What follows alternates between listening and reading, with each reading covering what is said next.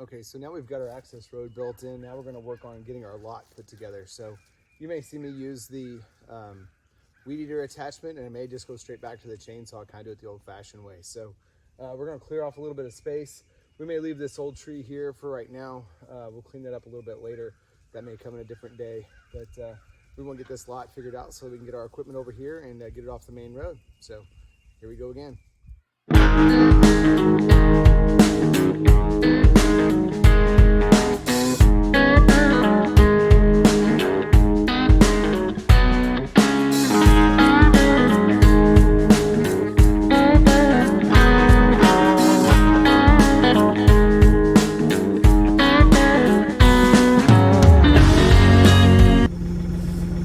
Okay, well, we just finished making our new little barn lot here, if you will, and got that project finished. Got some limbs scraped up, got some areas made out. We're gonna go meet with the Sawmill fellas here in a second, but really happy for air conditioning today.